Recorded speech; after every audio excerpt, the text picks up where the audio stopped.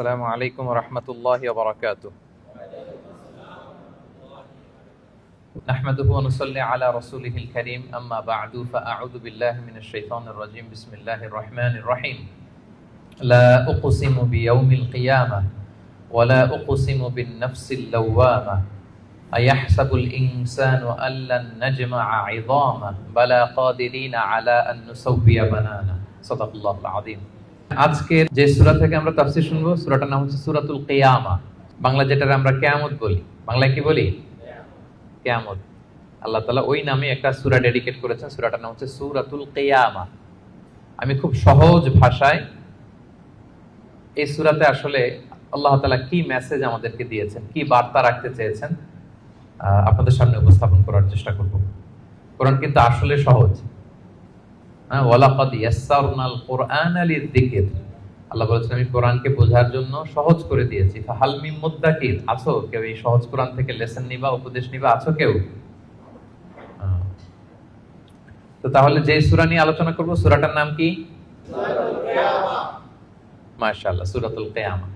কিয়ামা মানে হচ্ছে রেসারেকশন, মানে পুনরুত্থান। আমরা মরে গেলে আমাদের সব শেষ, আর কিছু নাই, এরকম ব্যাপারটা না। লাইফ আফটার ডেথ বলে ইসলামে একটা কথা আছে, আল বা'স বা'দাল মাউত। আপনারা ইমানে মুফাসসিলের নাম শুনেছেন না? আমানতু বিল্লাহি ওয়া মালাইকাতিহি ওয়া কুতুবিহি ওয়া রুসুলিহি ওয়াল ইয়াউমিল আখিরি ওয়াল কদারি খাইরিহি ওয়া শাররিহি। তারপরে মিনাল্লাহি তাআলা, সবশেষেরটা কি? ওয়াল বা'সি বা'দাল মাউত। বা'স মানে আবার উঠবেন, আপনি আবার জেগে উঠবেন। মিনহা খালাকনাকুম ওয়া ফিহা নুঈদুকুম ওয়া মিনহা নুখরিজুকুম তারাতান উখরা। আল্লাহ বলেন আমি মাটি থেকে বানিয়েছি, মাটির কবরেই তোমরা আবার প্রবেশ করবে, আবার ওই মাটির কবর থেকে যেভাবে প্রথম বানিয়েছিলাম আবার উঠবে। এই যে আবার উঠবো, আবার জেগে উঠবো। আমার সর্বশেষ যে লিখিত বই এক নজরে কোরআন, তার আগের বইটার নাম জেগে ওঠো আবার। দেখছেন আপনারা? ওই জেগে ওঠো আবার মানে আবার যে আমরা জেগে উঠবো, মৃত্যুর পরে আমরা সবাই আবার জেগে উঠবো। আমাদেরকে জাগিয়ে তুলবেন কে? এই যে মৃত্যুর পরে আবার জেগে ওঠা, এটাকে আরবিতে বলে আল বা'স। আরবিতে কি বলে? আল বা'সু বা'দাল মাউত, মৃত্যুর পরে আবার জেগে ওঠা। তো এই জেগে ওঠা, মৃত্যুর পরে মানুষ যে আবার জেগে উঠবে, আবার বেঁচে উঠবে, এইটা মক্কার কুরাইশরা মানতে পারতেছিল না।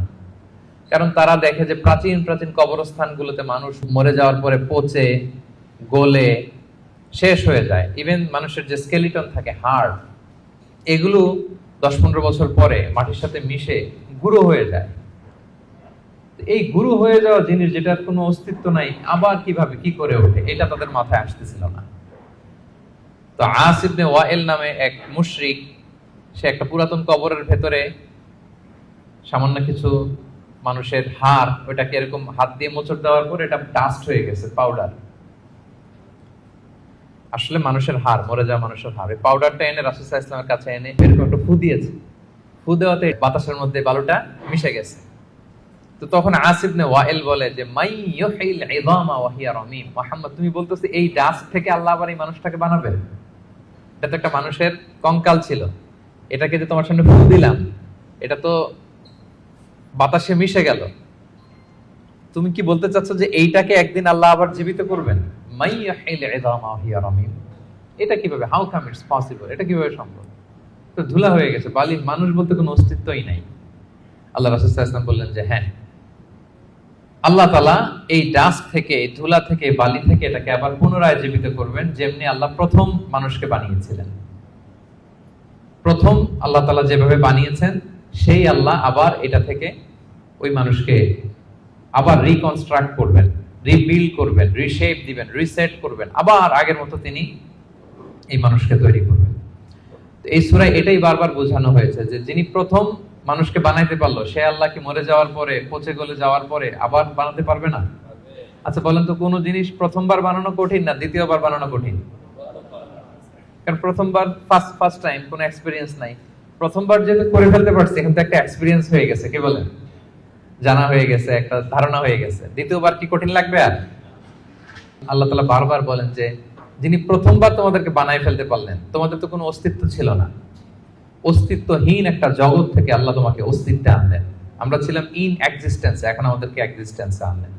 আচ্ছা, একটু খেয়াল করে বলুন তো, আজকে থেকে 100 বছর আগে আপনার কোনো অস্তিত্ব ছিল? আমার কোনো অস্তিত্ব ছিল? আমি যে আসবো দুনিয়াতে, যে আমার এই নাম হবে, এই গ্রাম হবে, এই পিতামাতা হবে, এই ফিচার হবে, এগুলো আমরা কেউ জানতাম? তো এই আমাদেরকে যেহেতু আল্লাহ তৈরি করতে পারলেন, অস্তিত্বহীনতার জগৎ থেকে অস্তিত্বে আনতে পারলেন, সে আল্লাহ আবার পুনরায় তৈরি করতে ওনার সমস্যা কোথায়? ওটা তো আরো সহজ, কি বলেন? আচ্ছা, আজকে থেকে 200 বছর পরে ধরেন একজন মানুষ পৃথিবীতে যে আসবে, তার এখন কোনো অস্তিত্ব আছে? তার নাম, তার পরিবার, তার বংশ, তার কোনো অস্তিত্ব পৃথিবীতে নাই। কিন্তু এই লোকটা আসবে না পৃথিবীতে?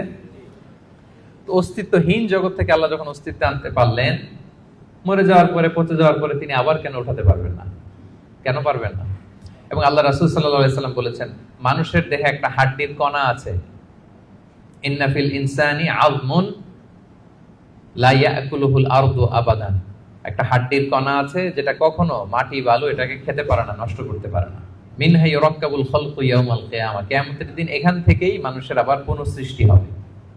তো সাহাবারা বললেন, আইয়ু আযমিন ইয়া রাসূলুল্লাহ, এই হাড্ডিটার নাম কি? আল্লাহ রাসূল সাল্লাল্লাহু আলাইহি ওয়াসাল্লাম বললেন, আজবুদ জানাব, মানে টেইল বোন। ডাক্তারি ভাষায় এটাকে বলে কক্সিক্স।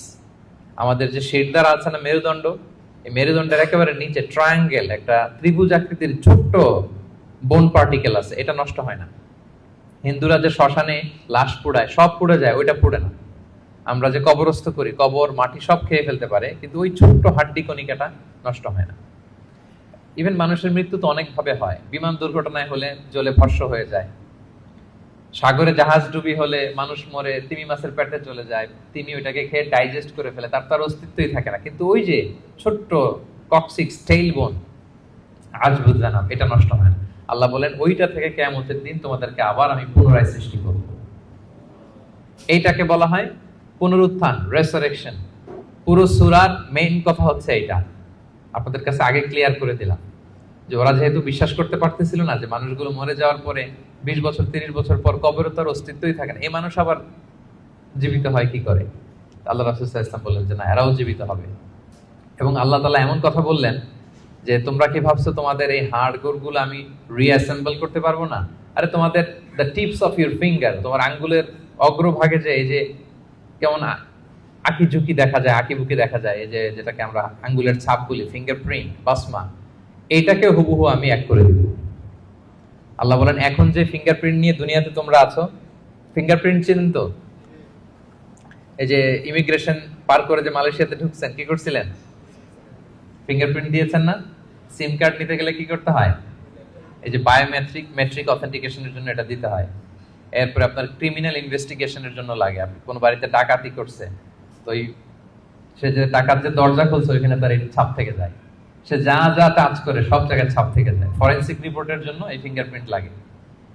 আল্লাহ বলে, এখন যে ফিঙ্গারপ্রিন্ট নিয়ে পৃথিবীতে ঘুরে বেড়াচ্ছ, মারা যাওয়ার পরে আবার যে পুনরায় জীবিত করব, একই ফিঙ্গারপ্রিন্ট নিয়ে দাঁড়াবো, ওইটা সহ আমি তোমাদেরকে তুলবো। তোমরা ভাবতেছো শুধু হাড় গোড়, তোমার কঙ্কালটাকে আমি রিঅ্যাসেম্বল করতে পারবো না, তোমার ফিঙ্গারপ্রিন্ট সহ আমি সেদিন দাঁড় করাবো। পৃথিবীতে প্রায় বর্তমানে 800 কোটি মানুষের বসবাস। কত কোটি? এই 800 কোটি মানুষের একজনের হাতের ছাপের সাথে, আঙ্গুলের ছাপের সাথে আরেকজনের ছাপের কোনো মিল নাই। 800 কোটি মানুষ, আপনার এই আঙ্গুলের ছাপের সাথে এই আঙ্গুলের মিল নাই। 10টা আঙ্গুলের কোনো আঙ্গুলের কোনো ছাপের সাথে অন্য আঙ্গুলের কোনো ছাপের মিল নাই। ইভেন একসাথে যে যমজ ভাই হয়, টুইন, তাদেরও একজনের ফিঙ্গারপ্রিন্টের সাথে আরেকজনের ফিঙ্গারপ্রিন্টের কোনো মিল হয় না। আল্লাহ বলে, ওইটা সহ কিয়ামতের দিন আমি তোমাদেরকে তুলবো। তাহলে আল্লাহ যে আবার আমাদেরকে তুলতে পারবে, এটা কি আপনাদের বিশ্বাস হয়? নাকি এখনো একটু সন্দেহ আছে? সন্দেহ লাগে? সন্দেহের অবকাশ নাই প্রিয় ভাই এবং বোনেরা। এর কারণ, যিনি অস্তিত্বহীনতার জগৎ থেকে আমাদেরকে অস্তিত্বে আনতে পারলেন, তিনি অবশ্যই পুনরায় আমাদেরকে জীবিত করতে পারবেন। এটাই হচ্ছে সূরার মূল কথা। সূরার নাম কি যেন বলেছিলাম? সূরা কিয়ামা। কোরআনে মোট সূরা কয়টা? এই সূরাটা হচ্ছে 75 নাম্বার সূরা। কত নাম্বার? কোরআনে মোট পারা কয়টা? এটা 29তম পারায় অবস্থিত। এই সূরাটা মক্কায় নাজিল হয়েছে, ফলে এটা মাক্কি সূরা। বলুন তো কি সূরা? সবাই জোরে বলুন, কি সূরা? মাক্কি সূরা। এই সূরার আয়াত সংখ্যা কত বললাম? 40। আয়াত সংখ্যা কত? তাহলে ওভারঅল আপনি একটা ধারণা পেয়েছেন। সূরার ধারাক্রম হচ্ছে 75। কত পারায়? 29 পারায়। আয়াত সংখ্যা 40। আর সূরাটা মাদানী সূরা। কি সূরা? এবার নাজিলের সময়কালটা বলি। কখন নাজিল হয়েছে? মাক্কি যুগের একেবারে শুরুর দিকে, প্রাথমিক দিকে, প্রথম বছরই নাজিল হয়েছে। এবং নাজিলের প্রেক্ষাপট আমি বলেছি, লোকজন মৃত্যুর পরে যে আল্লাহ তাআলা আমাদেরকে পুনরুত্থান করবেন এটা মানতে চাইছিল না। তাদের কঠোর জবাব হিসেবে আল্লাহ তাআলা 40 আয়াত বিশিষ্ট এই সূরাটা নাজিল করেছেন। এবং এই সূরার সেন্ট্রাল থিম হচ্ছে পুনরুত্থান, রেসারেকশন, আবার যে আমরা উঠব। এই সূরার শেষে আল্লাহ বলেছেন যে আলাইসা যালিকা বিকাদিরিন আলা আন ইউহিয়াল মাউতা, যে আল্লাহ তোমাদেরকে প্রথম সৃষ্টি করলেন সে আল্লাহ কি আবার যে তোমাদেরকে সৃষ্টি করবেন সেই কুদরতটা কি আল্লাহর নাই? অবশ্যই আছে। বালা কাদিরিনা আলা আন নুসাউইয়া বানানা, যেটা শুরুতেই বললাম যে বানান মানে হচ্ছে tips of your finger. Even এটাকেও সুবিন্যস্ত করতে পারবেন, হুবহু এইভাবে তিনি আমাদেরকে জীবিত করবেন। তাহলে তিনি যে আমাদেরকে আবার পুনরায় জীবিত করতে পারবেন এতে কোনো সন্দেহ অবশ্যম্ভাবী, অনিবার্য। আমরা আবার জেগে উঠবো, আবার আমরা উত্থিত হব, আমাদের পুনরুত্থান হবে। ইব্রাহিম আলাইহিস সালামকে যখন এই আকীদা আল্লাহ শিক্ষা দিয়েছেন যে ইব্রাহিম, মৃত্যুর পর আমি সবাইকে জাগাবো, তো তিনি বললেন যে রব্বি আরিনি কাইফা তুহিল মাউতা, আল্লাহ আপনি কিভাবে জাগাবেন, মানে মৃতকে কিভাবে জীবিত করেন, একটু যদি দেখাইতেন আমাকে, আমার খুব ভালো লাগতো। কে বলতেছেন? কাইফা তুহিল মাউতা, আল্লাহ মৃতকে কিভাবে জীবিত করেন। তা আল্লাহ বলেন বলো কি ইব্রাহিম, আওয়ালাম তুমিন, তোমার কি বিশ্বাস হয় না? ইব্রাহিম আলাইহিস সালাম বললেন বালা, অবশ্যই বিশ্বাস হয়, কিন্তু ওয়ালাকিন লিয়াতমাইন্না কলবি, দেখতে পেলে আমার অন্তরটা একটু প্রশান্ত হতো, যদি আমি দেখতাম কিভাবে জীবিত করেন। সূরা বাকারা এসেছে, আল্লাহ বললেন ফাখুয আরবাআতাম মিনাত তায়র, ঠিক আছে দেখাবো, তুমি 4টা পাখি নিয়ে আসো, জবাই করো, পাখিগুলোকে টুকরো টুকরো করো, এদের গোশতগুলো পাহাড়ের ওই পাশে ছিটায় দিয়ে আসো, এরপরে পাহাড়ের এই পাশ থেকে পাখিগুলোকে ডাকো। ইব্রাহিম আলাইহিস সালাম পাহাড়ের এই পাশ থেকে ডাক দিলেন, ডাক দেওয়ার সাথে সাথে আল্লাহ তাআলা মৃত ওই পাখির গোশতগুলোকে রিঅ্যাসেম্বল করে একসাথে জীবিত করে আবার ইব্রাহিম আলাইহিস সালামের সামনে এনে হাজির করে দিলেন। ইব্রাহিম আলাইহিস সালাম দেখে আশ্বস্ত হলেন, তার হৃদয় প্রশান্ত হলো। তাহলে আল্লাহ তাআলা যে মৃতকে জীবিত করতে পারেন এতে কি কোনো সন্দেহ আছে? শুরুতে আমরা বলেছি ঈমানে মুফাসসালে আল্লাহ বলেছেন, আমাদেরকে জানিয়েছেন যে 7টা বিষয়ের উপর ঈমান রাখতে হয়, এর মধ্যে একটা হচ্ছে বল বাস বাদাল মাউত, মৃত্যুর পরে তিনি আমাদেরকে জীবিত করবেন, এটা আল্লাহর কুদরত। আচ্ছা, তাহলে সূরাতুল কিয়ামা নামকরণ কেন করা হলো, কোত্থেকে করা হলো? এই সূরার প্রথম আয়াতেই আল্লাহ তাআলা কিয়ামত শব্দটাকে উল্লেখ করেছেন। প্রথম আয়াতেই কিয়ামত শব্দটার উল্লেখ আছে এবং কিয়ামত নিয়েই পুরো সূরা জুড়ে এখানে আলোচনা, ফলে এজন্য এই সূরার নাম হয়েছে কি? সূরা কিয়ামা। আল্লাহ বলেছেন লা উকসিমু বিয়াউমিল কিয়ামা, এখান থেকে সূরার নাম কিয়ামা। আচ্ছা, এই সূরায় বেসিক্যালি 5টা বিষয়ে কথা বলা হয়েছে। কয়টা? মোট 5টা সেকশন। এখন একটা জেনারেল ওভারভিউ শেয়ার করতেছি। প্রথম 15 আয়াতে কিয়ামতের ভয়াবহতা, কিয়ামত যে কত ভয়াবহ হতে পারে, প্রথম 15 আয়াতে আল্লাহ এটা আলোচনা করেছেন। পরের 4 আয়াতে ওহীর প্রতি রাসূল সাল্লাল্লাহু আলাইহি ওয়াসাল্লামের যে ভীষণ আগ্রহ সেটা নিয়ে আলোচনা করা হয়েছে। এর পরের 6 আয়াতে কিয়ামতের দিন কিছু মানুষের চেহারা হবে উজ্জ্বল, গ্লোয়িং ফেস, আর কিছু মানুষের চেহারা হবে গ্লুমি ফেস, মানে বিষণ্ণ, বিবর্ণ, অন্ধকার চেহারা। এটা নিয়ে আলোচনা করা হয়েছে। এক দলের হবে উজ্জ্বল চেহারা, আরেক দলের হবে বিষণ্ণ, বিবর্ণ, কালো চেহারা। আমাদের চেহারাগুলো যেন সেদিন উজ্জ্বল থাকে, আমরা সেই কামনা করি আল্লাহর কাছে। এরপরে 26 থেকে 30 নম্বর আয়াতে মৃত্যুকালীন অবস্থা কি হবে মানুষের, সেটা নিয়ে আলোচনা করা হয়েছে। সর্বশেষ 10 আয়াতে আল্লাহ পুনরুত্থান দিয়ে ক্লোজ করেছেন সূরাটা। পুনরুত্থান যে অনিবার্য, অবশ্যম্ভাবী, এটা আল্লাহ তাআলা প্রতিষ্ঠিত করে শেষ করেছেন। তাহলে একটা জেনারেল ওভারভিউ পেয়েছেন। মোট কয়টা সেকশন এই সূরায়? 5টা। প্রথমে কিয়ামতের ভয়াবহতা, তারপরে ওহীর প্রতি, ওহী রিসিভ করার প্রতি রাসূল সাল্লাল্লাহু আলাইহি ওয়াসাল্লামের যে অধীর আগ্রহ, ভীষণ আগ্রহ, এটা নিয়ে কথা। এরপর উজ্জ্বল চেহারা আর অন্ধকার চেহারা। এরপরে মৃত্যুকালীন অবস্থার যে বর্ণনা সেটা দেওয়া হয়েছে, সবশেষে পুনরুত্থান। তাহলে এই 5টা বিষয় নিয়ে আমরা আলোচনা শুরু করি। তাহলে ওভারঅল এই সূরা নিয়ে কথা হয়ে গেছে। এবার আমরা তাফসীরের দিকে যাই। প্রথমে আমরা বলেছিলাম যে কিয়ামত দিবসের বর্ণনা আল্লাহ দিয়েছেন। আল্লাহ শুরু করলেন আউযু বিল্লাহি মিনাশ শাইতানির রাজীম, বিতাড়িত শয়তান থেকে আল্লাহর কাছে পানাহ চাই। বিসমিল্লাহির রহমানির রহিম, পরম করুণাময় অসীম দয়ালু আল্লাহর নামে শুরু করছি। আল্লাহ বলছেন লা উকসিমু বিয়াউমিল কিয়ামাহ। লা শব্দের অর্থ না। লা শব্দের অর্থ, সবাই বলুন, লা শব্দের অর্থ না। আল্লাহ প্রথমে বললেন না, নো, অর্থাৎ তোমরা যা ভাবো এমনটা না। তোমরা যে মনে করো যে আমি উঠাতে পারবো না, মৃত্যুর পরে আমি তোমাদেরকে পুনরুত্থান করতে পারবো না, এমনটা না। লা, আল্লাহ বললেন লা উকসিমু বিয়াউমিল কিয়ামাহ। লা, তোমরা যে মনে করো আমি আল্লাহর জন্য কঠিন হবে তোমাদেরকে জাগ্রত করা, এটা ঠিক নয়। বরং উকসিমু বিয়াউমিল কিয়ামাহ, আমি কিয়ামত দিনের শপথ করছি। কিয়ামতের শপথ করতেছে কে? আল্লাহ। আচ্ছা, এরপর আল্লাহ তাআলা আবার বললেন ওয়ালা উকসিমু বিন-নাফসিল লাওয়ামা। আবার লা, লা মানে না। লা মানে কি? একটা দুটো শব্দ শিখে যান না আজকে। লা মানে কি? কোরআনে অনেক পাবেন এরকম লা। এই লা শব্দের অর্থ হচ্ছে আল্লাহ বলেন না, তোমরা যে ভ্রান্ত বিশ্বাসে আছো এটা ঠিক না। লা, বরং উকসিমু বিন-নাফসিল লাওয়ামা, মানুষের যে নাফস মানুষকে তিরস্কার করে, আমি সেই নাফসের শপথ করছি। তাহলে দুইটা জিনিসের শপথ করলেন। এক হচ্ছে কিয়ামত দিবসের শপথ। কিসের শপথ? দুই হচ্ছে নাফসে লাওয়ামার শপথ, মানে যে নাফস মানুষ খারাপ কাজ করলে তিরস্কার করে। এই দুইটা শপথ করে এরপর একটা কথা বলবেন, গুরুত্বপূর্ণ কথা। আচ্ছা, ওই কথায় যাওয়ার আগে নাফসে লাওয়ামাটা কি এটা আমি আগে বলি। আমাদের যে নাফস, মানে আমাদের ভেতরে যে নাফস দিয়েছেন আল্লাহ তাআলা, এটা তিনটা ক্যাটাগরি হতে পারে। একটা হচ্ছে নাফস আম্মারা, একটা হচ্ছে নাফস লাওয়ামা, যে লাওয়ামার কথা এই আয়াতে বললাম, আরেকটা হচ্ছে নাফস মুতমাইন্না। তিনটার কথাই কোরআনে আছে। একটা হচ্ছে নাফস আম্মারা, ইন্নান নাফসা লাআম্মারাতুম বিসু ইল্লা মা রাহিমা রাব্বি। এই নাফসের ইন্সপিরেশন হচ্ছে শুধু খারাপ দিকে, মানুষকে খারাপ কাজে ইন্সপিরেশন করে, খারাপ দিকে হাতছানি দেয়। আরেকটা হচ্ছে এইটা নাফস লাওয়ামা, এ ভালোর কথাও বলে আবার খারাপের কথাও বলে, আবার খারাপ কাজ করলে তাকে তিরস্কারও করে, এটা থাকে মিডলে। আরেকটা হচ্ছে নাফসে মুতমাইন্না, প্রশান্ত আত্মা। যারা জান্নাতি তারা যখন ইন্তেকাল করবে তখন ফেরেশতারা এসে বলবে ইয়া আইয়াতুহান নাফসুল মুতমাইন্না ইরজিই ইলা রাব্বিকি রাদিয়াতান মারদিয়া ফাদখুলি ফি ইবাদি ওয়াদখুলি জান্নাতি। মানে হে প্রশান্ত আত্মা, বের হয়ে আসো, বের হয়ে আসো আল্লাহর সন্তুষ্টির দিকে। তুমিও আল্লাহর প্রতি সন্তুষ্ট, তোমার রবও তোমার প্রতি সন্তুষ্ট। আল্লাহর জান্নাতে প্রবেশ করো, আমার বান্দাদের মধ্যে প্রবেশ করো, আমার জান্নাতে প্রবেশ করো। আল্লাহ তাআলা ফেরেশতাদের মাধ্যমে এই ঘোষণাটা দিবেন। মানুষের মৃত্যুর সময় দুইটা অবস্থা হয়। যারা জাহান্নামী হয় তাদের রূহ নেয়ার জন্য একদল ফেরেশতা আসে বিকট শব্দ করতে করতে, ভয়ঙ্কর তাদের চেহারা, ভয়ঙ্কর দুর্গন্ধ। তাদেরকে দেখলেই মানুষ ভয় পায়, ত্রাসে কাঁপতে থাকে। তারা এসে ধমক দিয়ে আত্মাটাকে বলতে থাকে যে হে পাপাত্মা, আল্লাহর ক্রোধ, রাগ আর জাহান্নামের দিকে বের হয়ে আয়।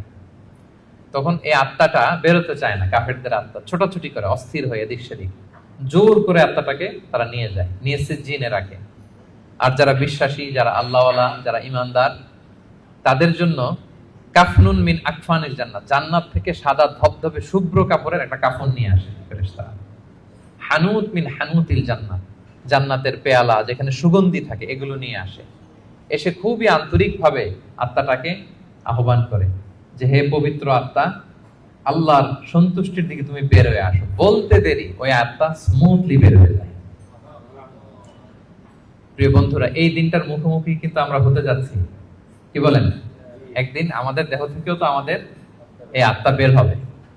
আমরা যেন ওই শ্রেণীর অন্তর্ভুক্ত হতে পারি যাদের জন্য জান্নাত থেকে শুভ্র কাপড় আনা হবে। আল্লাহুম্মা আমিন। স্মুথলি বের হয়ে আসে। তাহলে তিনটা নাফস, নাফস আম্মারা খারাপ দিকে টেম্পটেশন করে, নাফস লাওয়ামা ভালো খারাপ দুইটাই করে, তবে খারাপ করলে তাকে নিন্দা করে, আর হচ্ছে নাফস মুতমাইন্না, প্রশান্ত ইমানদার যে নাফস, শুধু ভালো কাজে মানুষকে আহ্বান করে। আমরা ওই নাফস পেতে চাই। কি বলেন? আপনি নেক কাজ, ভালো কাজ, কল্যাণমূলক কাজ যত বেশি করবেন, ধাপে ধাপে আপনার নাফসটা নাফস আম্মারা থেকে, লাওয়ামা থেকে নাফসে মুতমাইন্না হবে। কি হবে? নাফসে মুতমাইন্না। তাহলে দুইটা কসম করে আল্লাহ বললেন আয়াহসাবুল ইনসানু আল্লান নাজমা ইদামা, মানুষ কি মনে করেছে তাদের দেহের হাড় গোড়গুলোকে আমি অ্যাসেম্বল করতে পারবো না? এটা ভাবতেছে তারা, যে তারা মরে গেলে তার দেহ পচে যায়, তার তার শুধু কঙ্কাল সারটা থাকে, শুধু দেহের হাড্ডি হাড় গোড় থাকে, এটাকে আমি জোড়া লাগাতে পারবো না, এটা ভাবতেছে? এটা মানুষের ধারণা? আল্লাহ বলেন বালা, অবশ্যই পারবো। কাদিরিনা আলা আন নুসাউইয়া বানানা, তার দেহের হাড়, অস্থি, মজ্জা, এগুলো সব তো আমি রিঅ্যাসেম্বল করব। এমনকি তার টিপস অফ হিজ ফিঙ্গার, তার আঙ্গুলের যে অগ্রভাগ, ফিঙ্গারপ্রিন্ট, এটাকেও আমি সুবিন্যস্ত করব। এটাকেও আল্লাহ তাআলা সেদিন কি করবেন? সুবিন্যস্ত করবেন। আমি আলোচনার শুরুতেই বলেছি যে আমাদের কারো ফিঙ্গারপ্রিন্টের সাথে অন্য কারো ফিঙ্গারপ্রিন্ট মিলে না। আল্লাহ তাআলা প্রত্যেকের এই ইউনিক ফিঙ্গারপ্রিন্ট গুলো সহ তাদেরকে কিয়ামতের দিন উঠাবেন। বাঁচার কোনো উপায় নেই, আল্লাহ তাআলা উঠাবেনই। এক লোক, বনি ইসরাইলের সময় এক লোক তার ছেলে মেয়েদেরকে, হাদিসে এসেছে, বলেছিল যে আমি এত পাপ করেছি, আমি মারা যাওয়ার পরে আমার বডিটা আগুন দিয়ে তোমরা জ্বালায় ভস্ম করে দিবা। এরপর যে ছাই হবে, এই ছাই, কিছু ছাই সাগরে নিক্ষিপ্ত করবা, আর কিছু ছাই তোমরা বাতাসের মধ্যে ছিটাই দিবা, যাতে আল্লাহ আমারে আর জোড়া লাগাতে না পারে। বুদ্ধি দেখছেন? তার ধারণা যে আমি এত পাপ করেছি, এমন শাস্তি আল্লাহ তাআলা শাস্তির মুখোমুখি আমাকে করবেন। কৌশল হিসেবে সে বলল, মৃত্যুর পরে আমাকে জ্বালিয়ে দিবা, আমার লাশের যে ছাই এটা কিছু সাগরে কিছু বাতাসে দিয়ে দিবা। ছেলেরাও তাই করছে, মারা যাওয়ার পরে বাবার লাশ পোড়ায় ছাই কিছু সাগরে ছিটাই দিয়ে আসছে, কিছু বাতাসে ভাসায় দিয়ে আসছে। এখন এই লোকটা তার আল্লাহ জীবিত করতে পারবে না, কি বলেন? কি এবার একটু সন্দেহ তৈরি হয়েছে নাকি? পারবে? বালা কাদিরিনা আলা আন নুসাউইয়া বানানা, যে আল্লাহ ফিঙ্গারপ্রিন্ট সহ নিয়ে আসবেন, তিনি পারবেন না? পারবেন। এবং কিয়ামতের দিন তার সাথে কি ঘটবে সেটাও সহিহ মুসলিমে আসছে। আল্লাহ তাআলা তাকে আবার জীবন দিবেন। এবার তো বেচারা ধরা খেয়ে গেছে, তাকে তো আল্লাহ ঠিকই আবার জীবন দিলেন। এবার আল্লাহ বলবেন, আচ্ছা তুমি এই কাজটা কেন করছিলা? মা হামালাকা আলা হাযা, এরকম ইউনিক ফন্দি বুদ্ধি আটছো কেন? লাশ পোড়ায় তোমার লাশ কিছু সাগরে দিবে ছাই, কিছু দিবে বাতাসে ভাসায় কেন? বলতেছে ইয়া রাব্বি মাখাফাতু, আপনার ভয়, আপনার ভয়ে আমি এই কাজ করেছি। তো তার ওই করুণ রেসপন্সটা আল্লাহর কাছে এত ভালো লাগলো যে আল্লাহ আপনার ভয়ে, যে আপনি যে আমাকে শাস্তির মুখোমুখি করবেন, আপনার ভয়ে আমি এই বুদ্ধি করেছি। তার এই করুণ আর্তনাদের কারণে আল্লাহ তাআলা তাকে ক্ষমা করে জান্নাতবাসী করে দিবেন। তাহলে কোনোভাবেই এটা থেকে বাঁচার কোনো উপায় নাই। তিনি আমাদেরকে, আমরা যেভাবেই মারা যাই, যেখানে আমাদের অবস্থান থাকুক না কেন, তিনি আমাদেরকে কি করবেন? পুনরুজ্জীবন দান করবেন। তাহলে আল্লাহ তাআলা বললেন বালা কাদিরিনা আলা আন নুসাউইয়া বানানা, তোমাদের যে ফিঙ্গারপ্রিন্ট এগুলোকে আমি একত্রিত করব। তাহলে এটা মনে রাখবেন যে ফিঙ্গারপ্রিন্টের কথা আল্লাহ তাআলা এই সূরা কিয়ামতে বলেছেন। কোন সূরায় বলেছেন? ফিঙ্গারপ্রিন্টের কথা বলেছেন। 1892 সালে আমরা প্রথম জানতে পারি, পৃথিবীবাসী একজন সায়েন্টিস্ট, ফ্রান্সিস গ্যালটন তার নাম, সে প্রথম এটা বৈজ্ঞানিকভাবে আবিষ্কার করে যে মানুষের এখানে যে কিছু আঁকিঝুঁকি আছে, এগুলো একটার সাথে আরেকটা মিলে না। ফলে যেটা বললাম, বায়োমেট্রিক অথেন্টিকেশনের জন্য, ফরেনসিক রিপোর্টের জন্য বা ক্রিমিনাল ইনভেস্টিগেশনের জন্য তারা বৈজ্ঞানিকভাবে 1892 সালে এটা পৃথিবীতে এটা নিয়ে কাজ করা শুরু করছে। আর 1500 বছর আগে আল্লাহর কোরআনের ভেতরে এই ফিঙ্গারপ্রিন্ট, আঙ্গুলের ছাপের ব্যাপারে আমাদেরকে জানিয়ে দিয়েছেন কে? 1500 বছর আগে তিনি জানিয়ে দিয়েছেন যে বালা কাদিরিনা আলা আন নুসাউইয়া বানানা, তোমাদের আঙ্গুলের ফিঙ্গারপ্রিন্ট গুলোকে আমি আল্লাহ একত্রিত করব। আল্লাহু আকবার। এরপর আল্লাহ তাআলা বললেন বাল ইউরিদুল ইনসানু লিয়াফজুরা আমামা, এগুলো জেনেও মানুষ পাপ করে, ভবিষ্যতে সে পাপ করতে চায়, তার মধ্যে অন্যায় প্রবণতা আছে। এবং আল্লাহ রাসূল সাল্লাল্লাহু আলাইহি সাল্লামকে ঠাট্টা করে তারা জিজ্ঞেস করতো ইয়াসআলু আইয়ানা ইয়াউমুল কিয়ামা, হে মুহাম্মদ তুমি যে বারবার বলো কিয়ামত কিয়ামত, কবে হবে এটা? কবে? ইয়াসআলু আইয়ানা ইয়াউমুল কিয়ামা, কবে হবে? কিয়ামতের ডেট জানার যে খুব আগ্রহ, এর জন্য না, ঠাট্টা করে বলে। কি করে? তুমি যে বলতেছো কিয়ামত হবে, কবে হবে? সাহাবারাও জিজ্ঞেস করতেন, কিন্তু ঠাট্টা করে জিজ্ঞেস করতেন না, ওনারা প্রস্তুতি হিসেবে জিজ্ঞেস করতেন। এক সাহাবী বলেন ইয়া রাসূলুল্লাহ মাতা সাআ, হে নবী কিয়ামত কবে হবে? আল্লাহ রাসূল সাল্লাল্লাহু আলাইহি ওয়াসাল্লাম বলেন ওয়া মাযা আ'দাদতা লিস-সাআ, কিয়ামতের জন্য তোমার প্রস্তুতি কি? তুমি এত কিয়ামত কবে হবে জানার জন্য উদ্গ্রীব হলে? তিনি বললেন আমার কোনো প্রস্তুতি নাই, ইল্লা আন্নী উহিব্বুল্লাহ ওয়া রাসূলা, আমি আল্লাহ এবং আল্লাহর রাসূলকে ভালোবাসি, এটাই আমার প্রস্তুতি। তখন রাসূল সাল্লাল্লাহু আলাইহি ওয়াসাল্লাম বললেন তুমি যে আল্লাহ আল্লাহর রাসূলকে ভালোবাসো, এই ভালোবাসাই তোমাকে জান্নাতে প্রবেশ করাবে। আবার রাসূল সাল্লাল্লাহু আলাইহি ওয়াসাল্লাম বললেন, তুমি যাদেরকে ভালোবাসো তাদের সাথেই আল্লাহর জান্নাতে থাকবে। আনতা মা'a মান আহবাবতা, তুমি যাদেরকে ভালোবাসো তাদের সাথেই থাকবে, মানে নবীকে ভালোবাসো তো নবীর সাথেই আল্লাহর জান্নাতে তুমি বসবাস করবে। তো তারা টিটকারি করে বলতো, ইয়াসআলু আইয়ানা ইয়াউমুল কিয়ামা, কবে হবে কিয়ামত? এবার রাসূল সাল্লাল্লাহু আলাইহি ওয়াসাল্লাম কিয়ামতের বর্ণনা দিচ্ছেন যে কিয়ামত যখন হবে, ফাইদা বারিকাল বাসার, আতঙ্কে মানুষের চোখ ধাঁধিয়ে যাবে কিয়ামতের সময়। কিয়ামতের একটা ফিচার শোনেন, কিয়ামত এমন সময় হুট করে হবে, কেউ থাকবে বাজারে, কেউ মাঠে, কেউ ঘাটে, কেউ অফিসে, কেউ রান্নাঘরে, কেউ ওয়াশরুমে, কেউ স্কুলে, কেউ কলেজে, কেউ বিজনেস মিটিং এ। যখন কিয়ামতের বিভীষিকা শুরু হবে, ফাইদা বারিকাল বাসার, মানুষের চোখ ছানা বড়া হয়ে যাবে, চোখ ধাঁধিয়ে যাবে কিয়ামতের আতঙ্কে। ওয়া খাসাফাল কমার, চাঁদ এটা আলোহীন হয়ে যাবে, নিষ্ক্রিয় হয়ে যাবে। ওয়া জুমিআ আশ-শামসু ওয়াল কমার, চাঁদ সূর্য একটার সাথে একটা ধাক্কা লেগে মেসাকার হয়ে যাবে। কিয়ামতের বর্ণনা, ইয়াকুলুল ইনসানু আইনাল মাফার, সেদিন মানুষ বলবে পালাবার জায়গা কোথায়, পালাবো কোথায়? আইনাল মাফার, সেদিন পালানোর কোনো জায়গা আছে বলেন তো? আল্লাহ বলছেন, ইয়াউমা তারাউনাহা তাযহালু কুল্লু মুরদিআতিন আম্মা আরদাআত ওয়া তাদউ কুল্লু যাতি হামলিন হামলাহা। কিয়ামতের অবস্থা এমন হবে যে কিয়ামতের বিভীষিকা যখন শুরু হবে, দুগ্ধপোষ্য বাচ্চাকে রেখে, বাচ্চাকে ফেলে দিয়ে মা দৌড়ে পালাবে। ব্রেস্ট ফিডিং মাদার যারা আছে, মানে যেই মা বাচ্চাকে দুধ খাওয়ায়, দেখবেন যে ওই বাচ্চাকে চোখের আড়াল করতে চায় না, কাছে কাছে রাখে না। কিন্তু কিয়ামতের বিভীষিকা এত ভয়ঙ্কর হবে, ওই মা দুধের বাচ্চাটাকে রেখে পালাবে।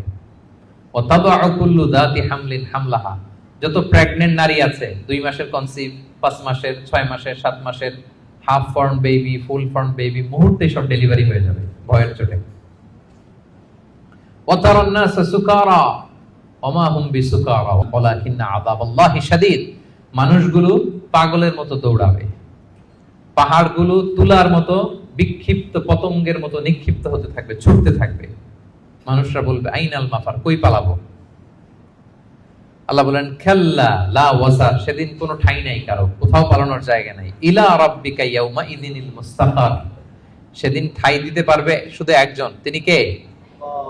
কিয়ামতের দিন আল্লাহর সুশীতল আরশের নিচে 7 শ্রেণীর ব্যক্তিকে আল্লাহ তাআলা ছায়া দিবেন। যেদিন আল্লাহর সুশীতল আরশের ঠান্ডা ছায়া ছাড়া ওই দিন আর কোনো ছায়া থাকবে। আমরা যেন ওই 7 শ্রেণীর অন্তর্ভুক্ত হতে পারি। আল্লাহ আমাদের তৌফিক দান করুক, আমরা পড়ি আমিন। আমার একটা লেকচার আছে, আল্লাহর সুশীতল আরশের নিচে ছায়া পাবে যে 7 শ্রেণীর ব্যক্তি, আপনারা শুনে নেবেন। তো আল্লাহ তাআলা বলছেন, সেদিন আল্লাহর আশ্রয় ছাড়া কোনো আশ্রয় নেই। ইউনাব্বাউল ইনসানু ইয়াউমা ইযিন বিমা কদ্দামা ওয়া আখার, সেদিন মানুষকে তার আমলনামা দেয়া হবে। আমলনামা মানুষ সব দেখবে, যা করে এসেছিল তাও দেখবে, এবং দুনিয়াতে যা রেখে এসেছে তাও দেখবে। আমাদের ভালো কাজের ধারা দুইটা, একটা হচ্ছে এই যে এখন একটা ভালো কাজ করতেছি, সওয়াব চলে যাচ্ছে, তাই না? দান করলাম, আমলনামায় যুক্ত হচ্ছে, সালাত করলাম, আমলনামায় যুক্ত হচ্ছে। তো মারা যাওয়ার পরে ওগুলো তো আমি আগেই পাঠিয়ে দিলাম। আরেকটা হচ্ছে মারা যাওয়ার পরেও কিছু আমলনামা জারি থাকে। আপনি কিছু সাদাকায়ে জারিয়া করেছেন, চলমান সাদাকা, বা ভালো কাজের আদেশ দিয়েছেন, কোন একটা ভালো কাজ করার ব্যাপারে মানুষকে উদ্বুদ্ধ করেছেন। আপনি দুনিয়াতে নাই, কিন্তু আপনার কথা শুনে ইন্সপায়ার্ড হয়ে যারা ভালো কাজ করেছে তার একটা পার্সেন্টেজ সওয়াব কিয়ামত পর্যন্ত, এটা যদি দুনিয়াতে জারি থাকে, আপনার এই আমলনামাও জারি থাকবে। আল্লাহ আপনার আমলনামায় কি করবেন? ওটা ঢুকাতে থাকবেন, সাদাকায়ে জারিয়া। অনুরূপ ভাবে গুনাহে জারিয়াও আছে, এটা দুই ধরনের, একটা সাদাকায়ে জারিয়া আর একটা গুনাহে জারিয়া। এমন পাপ কাজ আপনি শিখাইছেন জগৎবাসীকে, তারা আপনি চলে যাওয়ার পরে ওই পাপ কাজ করতেছে, তাইলে ওই পাপের একটা পার্সেন্টেজ আপনার আমলনামায় যুক্ত হয়ে যাবে। তো আমলনামা আল্লাহ তাআলা দিবেন আমাদেরকে, ঠিক আছে, এবং দিয়ে বলবেন, ইকরা কিতাবাকা কাফা বিনাফসিকাল ইয়াউমা আলাইকা হাসিবা, পড়ো, তোমার আমলনামা তুমি পড়ো। যদিও আমরা প্রত্যেকে আমাদের নিজেদের ব্যাপারে ভালো জানি, আমাদের কার কি অবস্থা জানি না। আমি যদি পাপ করি, জুলুম করি, অন্যায় করি, খারাপ কাজ করি, সমাজে যে লোকটা করে তার নিজের একটা জানা আছে না, জানাশোনা আছে না নিজের ব্যাপারে? তার যে কি হইতে যাচ্ছে কিয়ামতের দিন, তার তো একটা হিসাব আছে, কি বলেন? আর যে খুব আল্লাহওয়ালা, নামাজি, মুত্তাকি, নেককার, তার একটা হিসাব আছে না? তার তো একটা হিসাব আছে, ইনশাআল্লাহ আমি আমার সব ভালো কাজের প্রতিদানগুলো জমা হচ্ছে আমার, আমি আল্লাহর কাছে পাই টু পাই, বুঝে বুঝে পাবো এর রিওয়ার্ড, এর প্রতিদান। তো আল্লাহ বলবেন বালিল ইনসানু আলা নাফসিহি বাসীরা, মানুষ নিজেই তার ব্যাপারে ভালো করে জানে। যদিও আমলনামা দেয়া হবে, কিন্তু প্রত্যেকেই তার ব্যাপারে ভালো করে জানে। এইভাবে এই প্রথম 15 আয়াতে আল্লাহ তাআলা কিয়ামতের বিভীষিকাময় পরিস্থিতির কথা তুলে ধরলেন। 5টা সেকশনের প্রথম সেকশন, বড় সেকশনটা আমরা কভার করলাম। সবার কাছে ক্লিয়ার হয়েছে তো? আচ্ছা, দ্বিতীয় সেকশনে কি বলছিলাম? যে ওহীর প্রতি রাসূল সাল্লাল্লাহু আলাইহি ওয়াসাল্লামের ভীষণ আগ্রহ ফুটিয়ে তোলা হয়েছে 4টা আয়াতে। তো এই আয়াতগুলো যখন নাজিল হচ্ছিল, রাসূল সাল্লাল্লাহু আলাইহি ওয়াসাল্লাম সাথে সাথে পড়তেছিলেন। জিবরাইল আলাইহিস সালাম যখন নাজিল করে উনিও পড়তে আরম্ভ করেন। কেন? উনি ভাবতেছেন যদি ভুলে যাই। কোন ভাবনা থেকে? যদি ভুলে যাই। সাথে সাথেই মুখস্থ করতেছেন। তো আল্লাহ তাআলা আয়াত নাজিল করলেন যে নবী, যখন আমি কোরআনের আয়াত নাজিল করি, সাথে সাথে আপনি তড়িঘড়ি করে আয়াত্ত করবার জন্য পড়া শুরু করবেন না। আপনি শান্ত থাকুন, নীরব থাকুন, কেবল ঠায় তাকিয়ে থাকুন আর শুনুন। মুখস্থ করায় দেওয়ার দায়িত্ব আমি আল্লাহ নিয়ে নিলাম। কোরআনের একটি শব্দ, একটি অক্ষর আপনি ভুলবেন না। সবগুলোই আমি আল্লাহ নিজ কুদরতে আপনাকে মুখস্থ করাই দেব। এবং রাসূল সাল্লাল্লাহু আলাইহি ওয়াসাল্লাম মুখস্থ করেছেন, ঠিক কিনা? বলেন তো, পৃথিবীর সর্বপ্রথম কোরআনের হাফেজ কে ছিল? বলেন। মুহাম্মদ রাসূলুল্লাহ সাল্লাল্লাহু আলাইহি ওয়াসাল্লাম। ওনার উপরে তো কোরআন নাজিল হয়েছে। তো ওনার আগে কে কোরআনের হাফেজ দিতে পারবে? পারবে কেউ? তিনি ছিলেন প্রথম হাফেজ। তো ওনাকে আল্লাহ তাআলা স্বয়ং নিজ দায়িত্বে মুখস্থ করে দিয়েছেন। যে বালিল ইনসানু আলা নাফসিহি বাসীরা, মানুষ নিজের ব্যাপারে ভালো করেই জানে। ওয়ালাউ আলকা মাআযিরা, যদিও সে নিজের ব্যাপারে যত এক্সকিউজ সে হাজির করুক আল্লাহর কাছে। এরপর আল্লাহ বলছেন নবীকে, লা তুহাররিক বিহি লিসানাকা লিতা'জালা বিহি, যখন কোরআনের আয়াত নাজিল হয় তাড়াতাড়ি করে পড়বেন না। ইন্না আলাইনা জামাআহু ওয়া কুরআনা, এটা আপনার হৃদয়ে জমা করে দেওয়ার, মুখস্থ করিয়ে দেওয়ার দায়িত্ব আমি আল্লাহ নিজে নিয়ে নিলাম। ফাইদা ক্বারানাহু ফাত্তাবি' কুরআনা, জিবরাইল যখন পড়বে শুধু খেয়াল করে শুনুন, বাকিটা আমার দায়িত্ব। সুম্মা ইন্না আলাইনা বায়ানা, এরপর এটার ব্যাখ্যা বিশ্লেষণ আমি আল্লাহ আপনাকে শিখাই দেব। এই 4 আয়াতে আল্লাহ তাআলা বুঝাতে চাইলেন যে রাসূল সাল্লাল্লাহু আলাইহি ওয়াসাল্লাম যে ওহী রিসিভ করার জন্য খুব উদ্গ্রীব থাকতেন, ওনাকে আশ্বস্ত করা হলো যে নবী আপনি চিন্তিত হবেন না। তাহলে 2টা সেকশন চলে গেল। 3 নাম্বার সেকশন কি বলেছিলাম? যে 2 ধরনের ফেস থাকবে কিয়ামতের দিন। কিছু ফেস হবে উজ্জ্বল ফেস, গ্লোয়িং ফেস। তার বিপরীতে কিছু চেহারা হবে গ্লুমি ফেস, বিবর্ণ বিষণ্ণ চেহারা। তাদের কথা আল্লাহ বললেন। আল্লাহ বললেন, কাল্লা বাল তুহিব্বুনাল আজিলা, বরং তোমরা এই দুনিয়ার জীবনকে বেশি প্রাধান্য দাও।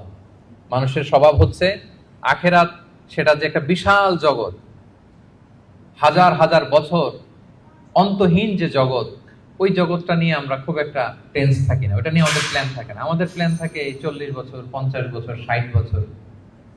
অন্য আয়াতে আল্লাহ বলছেন, বাল তুসিরুনাল হায়াতাদ দুনিয়া ওয়াল আখিরাতু খায়রু ওয়া আবকা, তোমরা দুনিয়ার জীবনকে প্রাধান্য দাও, কিন্তু এটা স্থায়ী জীবন নয়। স্থায়ী জীবন হচ্ছে আখিরাতের জীবন। আওয়াজ করে বলেন তো, স্থায়ী জীবন কোন জীবন? আখিরাতের জীবন। সেটাই বললেন, কাল্লা বাল তুহিব্বুনাল আজিলা, তোমরা দুনিয়াকে প্রাধান্য দাও, এটাকে ভালোবাসো। ওয়া তাযারুনাল আখিরা, আর আখিরাতকে তোমরা ভুলে যাও। সেদিন মানুষের অবস্থা কি হবে শোনো, উজুহু ইয়াউমা ইযিন নাদিরা, সেদিন কিছু মানুষের চেহারা হবে গ্লোয়িং, সজীব, শ্যামল, উজ্জ্বল, উদ্দীপ্ত চেহারা, গ্লোয়িং ফেস। ইলা রাব্বিহা নাযিরা, তারা সেই চেহারা নিয়ে তাদের রবের দিকে তাকায় থাকবে। আল্লাহু আকবার। তাহলে বোঝা গেল জান্নাতীরা কিয়ামতের দিন আল্লাহ তাআলাকে দেখার সৌভাগ্য পাবেন। বলেন, আমরা আল্লাহকে সচক্ষে দেখতে চাই কি চাই না? চাই। আমরা আল্লাহকে দেখছি কখনো? দেখিনি। না দেখে তার ইবাদত করি, তাকে বিশ্বাস করি, তার সামনে সেজদায় লুটিয়ে পড়ি, কিন্তু তাকে দেখি নাই। তো জান্নাতীদের সবচেয়ে বড় নেয়ামত হবে এইটা। আল্লাহ জান্নাতীদেরকে বলবেন, এই জান্নাতীরা, কোরআনে যা যা নেয়ামতের কথা বলছে সব পাইছো? সবাই বলবে আল্লাহ পেয়েছি, আরো ঢের বেশি পেয়েছি। সবাই খুব খুশি যে আল্লাহ যা যা বলছেন আমরা হিসাব মিলাই দেখছি যে সব আপনি দিয়েছেন, এর চেয়ে বেশি দিয়েছেন। একজন হাত তুলে বলবে আল্লাহ পাই নাই, একটা জিনিস পাই নাই। আল্লাহ বলবে, ঘটনা কি? সবাই, কারো কোনো কমপ্লেন নাই, তোমার আবার কি কমপ্লেন? তুমি পাও নাই বলতে কি পাও নাই? বলতেছে আল্লাহ আসলটাই তো পাই নাই। আসলটা মানে বলে যে আপনারাই তো পাই নাই। আপনার হেজাব থেকে আমরা কথা শুনতেছি, মানে পর্দার অন্তরালে, কিন্তু আপনাকে তো দেখি নাই। আপনার যে নূর, আপনার নূরের যে সৌন্দর্য, আপনার নিজের সত্তাকে যে আপনি গোপন করে রেখেছিলেন, ওই সত্তাকে তো আমরা এখনো উইটনেস করতে পারি নাই। এটা তো বাকি। আল্লাহ বলবেন, হ্যাঁ এইটা বাকি, এটা আমি খুব জাঁকজমক ভাবে তোমাদেরকে দেখাবো। বিশাল জান্নাতের কনফারেন্স হলে সামনে নবীরা বসবেন, সিদ্দিক, শুহাদা, সালেহ সবাইরা বসবেন, আমরা ইমানদাররাও বসার সুযোগ পাবো সেদিন। এরপর আল্লাহ তাআলার যে পর্দা, নূরের পর্দা, এই পর্দাকে আল্লাহ উন্মোচিত করবেন জান্নাতবাসীদের জন্য। আল্লাহু আকবার। কিসের পর্দা? নূর মানে কি? আচ্ছা, আমরা ঘরে পর্দা লাগাই কেন? কি বন্ধ করার জন্য? আমরা ঘরে যে কার্টেন লাগাই, পর্দা কি ঢাকার জন্য? আলো ঢাকার জন্য। কিন্তু আল্লাহর পর্দাটাই আলোর পর্দা, নূরের পর্দা। এরপর আল্লাহ তাআলা নিজেকে সেদিন প্রকাশিত করবেন। আল্লাহর নূরের এক ঝলক তিনি প্রকাশিত করবেন। জান্নাতীরা পাগলের মতো ওই নূরের ঝলকের দিকে বিমোহিত হয়ে তাকিয়ে থাকবে। এক সেকেন্ডের হাজার কোটি ভাগের অল্প সময়ের, সামান্য সময়ের জন্য এক ঝলক আল্লাহ নিজেকে প্রকাশিত করবেন, ওনার নূর দেখাবেন। জান্নাতীরা ওই নূর দেখে অপলক নেত্রে বিমোহিত হয়ে তাকিয়ে থাকবে পাগলের মতো, যে কি দেখলাম, এত সুন্দর, এত বড় নেয়ামত। কিন্তু সামনে কিন্তু আর নাই, ওই নূরের ঝলকানি কিন্তু আর নাই। এক ঝলক ওটা দেখেই এভাবে সব কোটি কোটি বছর কেটে যাবে এইভাবে। আল্লাহু আকবার। উজুহু ইয়াউমাইদিন নাযিরা ইলা রাব্বিহা নাযিরা। কিছু উজ্জ্বল চেহারা সেদিন তাদের রবের দিকে তাকিয়ে থাকবে। আল্লাহ রাসূল সাল্লাল্লাহু আলাইহি ওয়াসাল্লাম বলেছেন যে ইন্নাকুম সাতারাউনা রাব্বাকুম আয়ানান, তোমরা কিন্তু কিয়ামতের দিন চাক্ষুষ আল্লাহকে দেখবে, সব জান্নাতীরা। এই কথা যখন রাসূল সাল্লাল্লাহু আলাইহি ওয়াসাল্লাম বললেন, সাহাবারা বললেন যে রাসূলুল্লাহ, আল্লাহকে সবাই একসাথে কিভাবে দেখবে? দেখতে কি ধাক্কাধাক্কি হবে না? তো রাসূল সাল্লাল্লাহু আলাইহি ওয়াসাল্লাম বললেন যে আকাশের চাঁদ উঠলে তোমরা কি ধাক্কাধাক্কি করে দেখো? বলেন যে আকাশে যখন চাঁদ উঠছে আমরা কি আরেকজনকে সরাই বলি, ভাই একটু সরেন আমি দেখি? সরেন। যে যেখানে আছে সেখান থেকে কি করে? চাঁদকে উইটনেস করতে পারে, দেখতে পারে। তো তাহলে সচক্ষে আমরা সেদিন আল্লাহ তাআলাকে দেখতে পাবো। আওয়াজ করে পড়েন ইনশাআল্লাহ। তাহলে উজুহু ইয়াউমাইদিন নাযিরা ইলা রাব্বিহা নাযিরা, সজীব চেহারাগুলো আল্লাহর দিকে তাকিয়ে থাকবে। এটা হচ্ছে এক শ্রেণী। আরেক শ্রেণী হবে কি? ওয়া উজুহু ইয়াউমাইদিন বাসিরা, আরেক দলের চেহারা হবে কালো। ওই যে আমলনামায় তার সব খারাপ কাজের লিস্ট, তাদের চেহারা কি উজ্জ্বল হবে? কেমন হবে? বিষণ্ণ, বিবর্ণ, ডার্ক ফেসেস, গ্লুমি ফেসেস। তাযুন্নু আন ইউফআলা বিহা ফাকিরা, সে বুঝতে পারবে যে কঠিন বিপদ নেমে আসতেছে।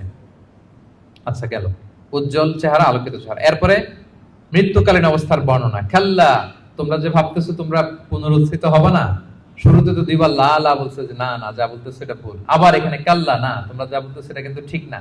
বারবার রিমাইন্ডার, পুনরুত্থান হবেই হবে, এটা কেউ ঠেকাইতে পারবে না। ইদা বালাগাতিত তারাকিয়া, মানুষের রূহ যখন কণ্ঠনালী পর্যন্ত পৌঁছে যায়, ওয়াকিলা মান রাক, তখন মৃত্যুর একটা সিনারিও আল্লাহ তুলে ধরেছেন। তখন মানুষ শেষ চেষ্টাটা করে। মৃত্যু সজ্জায় যখন চলে যায় আমরা কি করি? লাস্ট চেষ্টাটা করি তাকে বাঁচানো যায় কিনা, কোনো রাকি আছে কিনা তাকে রুকিয়া করবে, কোনো ডাক্তার আছে কিনা তাকে শেষ চেষ্টাটা করবে।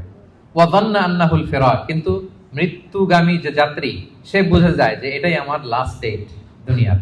তার মানে যিনি মৃত্যুবরণ করে মৃত্যুর কিছু সময় আগে সে বুঝতে পারে যে আমি ছেড়ে যাচ্ছি এই পৃথিবী, আমি কি করতেছি? ছেড়ে যাচ্ছি। আচ্ছা, ওয়ালতাফাতিস সাকু বিসাক, এই দুনিয়ার কষ্ট বা ভয়াবহতার সাথে যুক্ত হয় আখিরাতের ভয়াবহতা। মানে আজকে দুনিয়ার শেষ দিন, এরপরে আমার শুরু হয়ে যাবে কি? আখিরাতের প্রথম দিন।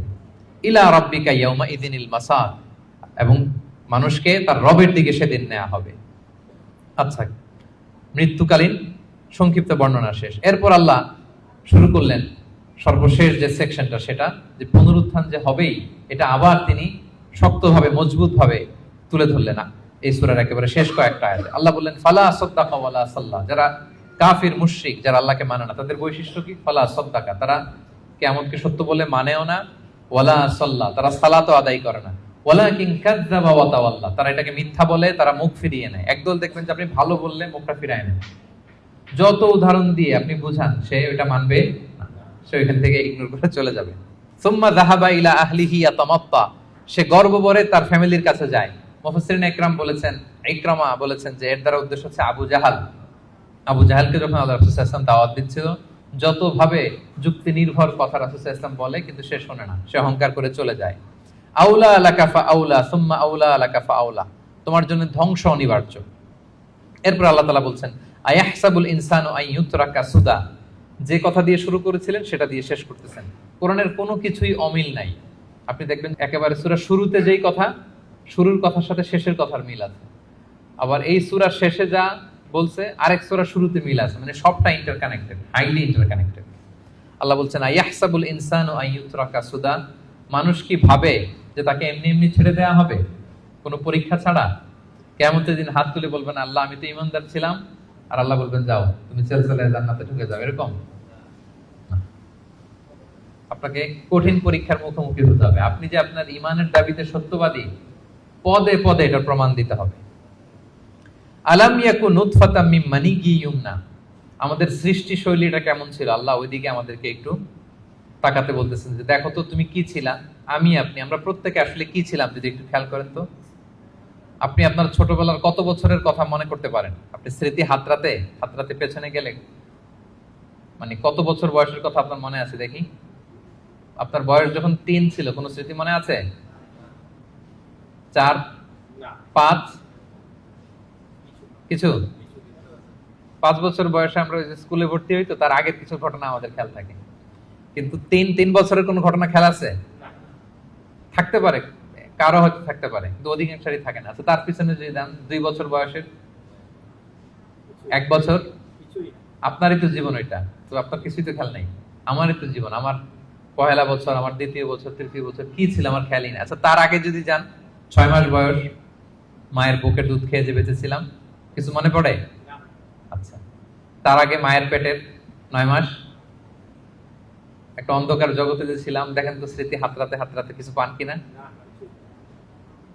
হ্যাঁ, ধোঁয়াশা, কিছুই মনে পড়ে না। আল্লাহ বলে একটু তাকাও তুমি কই ছিলা।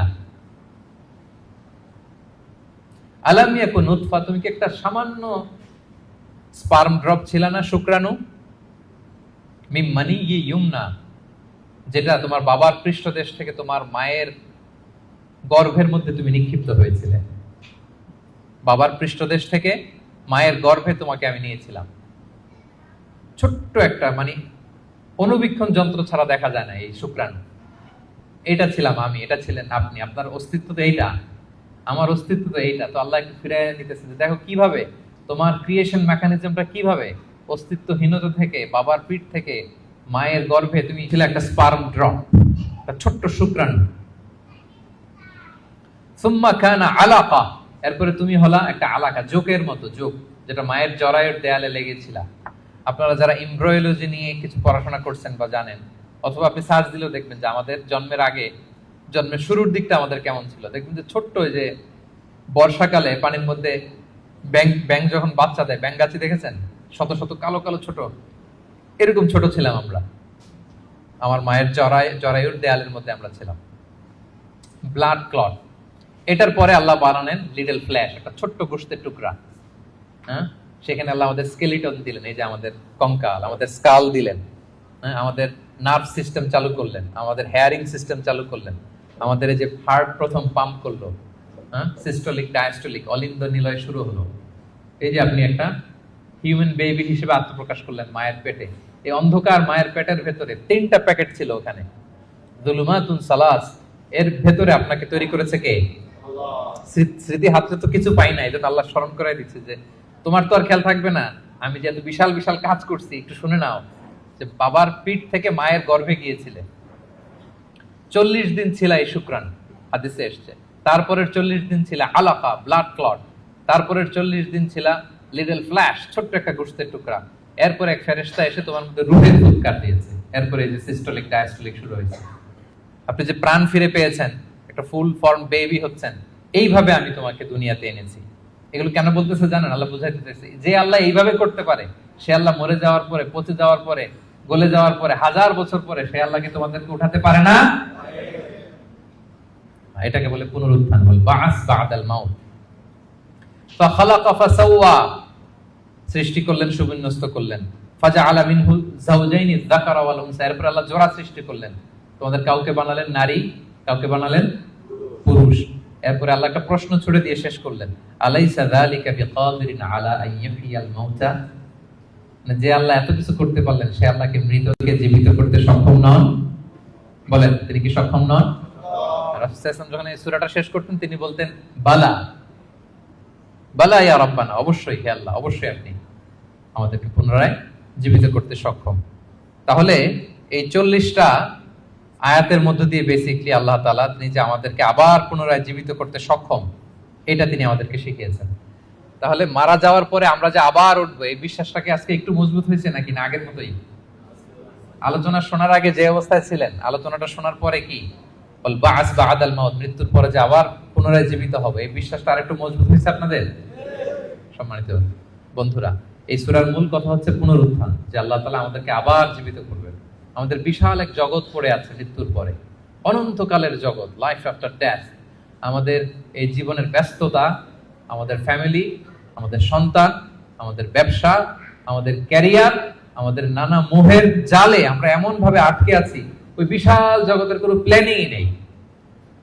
ধরেন যে আপনি 2 মাস পরে দেশে যাবেন, একটা প্ল্যান থাকে না, টিকিট করো, এই করো, শপিং করো, এটা করো, দেশে আসতেছি, এই করতে, কত প্ল্যান। মাত্র 1 মাসের সফর।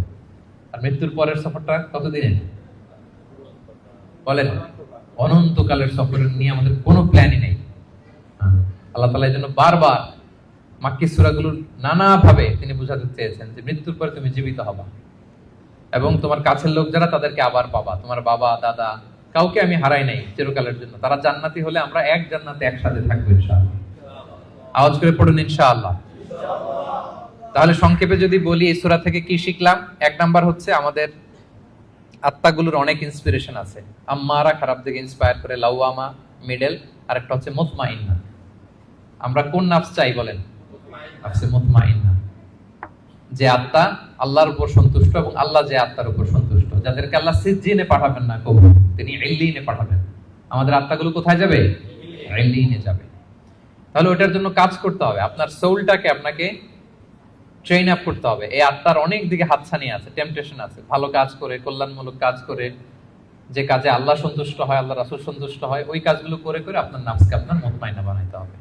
এটা হচ্ছে আমাদের দায়িত্ব। 2 নাম্বার লেসন হচ্ছে রেসারেকশন, এটা হবে পুনরুত্থান। এবং আল্লাহ বলেছেন যে ফিঙ্গারপ্রিন্ট যেভাবে আছে, হাতের ছাপ সহ তোমরা উঠবা, এবং যে আল্লাহ প্রথমে সৃষ্টি করতে পারেন সে আল্লাহ পরেও সৃষ্টি করতে পারবেন। 3 নাম্বার হচ্ছে আমাদের থিংকিংটা শর্ট টার্ম থিংকিং থেকে লং টার্ম থিংকিং বানাইতে হবে। কাল্লা বাল তুহিব্বুনাল আজিলা, আল্লাহ সূরায় বলেছেন যে তোমরা দুনিয়া নিয়ে ব্যস্ত থাকো। আমাদের আসলে সব এনগেজমেন্ট, ব্যস্ততা কি নিয়ে বলেন তো? আখিরাত আমাদের প্ল্যানে নাই। মৃত্যু নিয়ে আমাদের প্ল্যান আছে? যেমন আমি তো অনেক প্ল্যান করে রাখছি মৃত্যু নিয়ে। আমি একদিন মারা যাব, আমার কাফনের কাপড় আনা হবে, আত্মীয় স্বজনরা কিছু কান্নাকাটি করবে, মসজিদের মাইকে অ্যানাউন্স করা হবে অমুক এলাকার নিবাসী অমুক ভাই দুনিয়াতে নাই, ইন্না লিল্লাহি ওয়া ইন্না ইলাইহি রাজিউন, আজকে বাদ আসর অমুক মাঠে তার জানাজা। এগুলো ভাবেন? এগুলো নিয়ে প্ল্যানে আছে আপনার? এরপর আত্মীয় স্বজনরা গুড বাই জানানোর জন্য লাস্ট বিদায় দিতে আসবে, আপনাকে গোসল দিয়ে সাদা কাফনে মুড়িয়ে ওই অন্ধকার কবরে রেখে আসবে, গুটগুটে অন্ধকার। এই অন্ধকার যেন আর শেষ হতে চায় না। এরপর কিছুদিন কান্নাকাটি করবে, ঠিকই আবার দুনিয়া আগের মতোই চলবে। আপনার রেখে যাওয়া সম্পদ কে কতদূর পাবে, ভাগ বটোয়ারা নিয়ে মিটিং বসবে। দুনিয়াতে শীত শেষে গ্রীষ্ম আসবে, দিন শেষে রাত আসবে, সব চলবে। থাকবেন না শুধু আপনি, থাকবেন না আমি, থাকবো না আমি, হিন্দু দুনিয়া ঠিক চলবে আগের মতো। এগুলো ভাবেন? এগুলো ভাবার সুযোগ হয় আমাদের? কবরের 3টা প্রশ্নের মুখোমুখি হওয়া, এই রূহটা নিয়ে যে ইল্লিনে রাখা হবে, কিয়ামত, পুলসিরাত, জান্নাত, আল্লাহর সাথে সাক্ষাৎ, এগুলো ভাবার তো সময়ই নাই আমাদের। এত ব্যস্ত, হ্যাঁ? আপনার তো বেশিরভাগ ব্যবসায়ী, হ্যাঁ, এত বলেন যে হুজুর ইনভেস্টমেন্টের খোঁজ খবর নিতেই তো, এখানে ইনভেস্টমেন্ট, ওইখানে ইনভেস্টমেন্ট, এখানে ব্যবসা, দেশে ব্যবসা, এগুলো সামলাতেই তো কাহিল। আল্লাহ বলেন কাল্লা বাল তুহিব্বুনাল আজিলা, তোমরা দুনিয়া নিয়ে টু মাচ এনগেজড, ওয়া তাযারুনাল আখিরা, অনন্তকালের বিশাল পথ যে পাড়ি দিতে হবে ভুলেই যাও তোমরা। বরং আখিরাতকে আমাদের প্রাধান্য দিতে হবে। মুমিন জীবন দুনিয়া কেন্দ্রিক না আখিরাত কেন্দ্রিক বলেন? করব সব এখানে, কিন্তু প্ল্যান আখিরাত, যে ওইখানে কি কাজে লাগবে, ওইখানে যেন জিতে যাই, শেষ হাসিটা যেন ওখানে হাসতে পারি। এটা হচ্ছে মুমিনের বৈশিষ্ট্য। 4 নাম্বার হচ্ছে গ্লোয়িং ফেস, গ্লুমি ফেস। বলেন আপনার চেহারা সেদিন কিরকম হোক আপনি চান? গ্লোয়িং ফেস চান? তাহলে 5 ওয়াক্ত সালাত পড়তে হবে, কোরআন পড়তে হবে, যাকাত আদায় করতে হবে। 5 নম্বরে মৃত্যুর যে ওই সময়টা, ওইটা আমাদের জন্য fix. The most certain thing in our life is death, and the most uncertain matter in our life is the time of death. মৃত্যু হবে এটা আমরা জানি, কবে হবে জানি, সেদিনের জন্য যেন প্রস্তুত থাকি। লাইফ ইজ এ টেস্ট, জীবনে পরীক্ষা থাকবে, এমনি এমনি আল্লাহ ছেড়ে দিবে না, আমার ইমানের পরীক্ষা দিয়ে আমাকে উত্তীর্ণ হতে হবে। 7 নম্বরে হিউম্যান শুডন্ট বি অ্যারোগেন্ট, মানুষের অহংকারী হওয়ার সাথে না। কারণ আল্লাহ আমাদের সৃষ্টির দিকে একটু তাকাতে বলছে, তোমার যে এত অহংকার, এত ক্ষমতার দাপট, তুমি পাওয়ারফুল এলাকায়, তোমার দাপটে কেউ কথা বলতে পারে না। তুমি কি ছিলা বলো তো? 3 বছর আগে কি হয়েছিল? তোমার বয়স যখন 3, তুমি মনেই করতে পারো না। মায়ের পেটে কি ছিলা, তার আগে কি ছিলা? ছোট্ট একটা তুচ্ছ পানির ফোঁটা থেকে আল্লাহ আমাদেরকে বানিয়েছেন। ওই মানুষ কখনো অহংকার করতে পারে না। সব শেষ কথা হচ্ছে রেসারেকশন ইজ এ মাস্ট, আমরা আবার জীবিত হব। মৃত্যুর মধ্য দিয়ে আমাদের সব শেষ হয়ে যাবে না, বরং বল বাস বাদাল মাউত, মৃত্যুর পরে আবার আমরা পুনরুত্থিত হব এবং আল্লাহর সেই ট্রাইব্যুনালে আমাদেরকে দাঁড়াতে হবে। সেদিন যদি আমাদের ভালো কাজের মধ্য দিয়ে আল্লাহর কাছে আমরা নিজেদের ঈমানকে প্রমাণিত করতে পারি, তাহলে শেষ হাসিটা আমরাই হাসব ইনশাআল্লাহ। আমরা এখানে যেমনি একত্রিত হলাম, মৃত্যুর পরে আবার জীবিত হয়ে বিচার দিবস শেষে আল্লাহ জান্নাতুল ফেরদাউসের ভিতরেও যেন আমরা এভাবে একত্রিত থাকতে পারি। আল্লাহ আমাদের সবাইকে তৌফিক দান করুন। আজকে থেকে আপনার প্ল্যানের ভিতরে ব্যবসা বাণিজ্য, ইনভেস্টমেন্টের পাশাপাশি কিছুটা সময় লাইফ আফটার ডেথ, মৃত্যুর পরের জীবন নিয়ে আমরা রাখবো তো নাকি? মৃত্যু, কিয়ামত, পুনরুজ্জীবন, আখিরাতের জীবন নিয়ে আমাদের ভাবনা, চিন্তা, প্ল্যান এটা রাখতে হবে। এটাই মুমিন জীবনের বৈশিষ্ট্য। আল্লাহ তাআলা আমাদের সবাইকে কথাগুলো বোঝার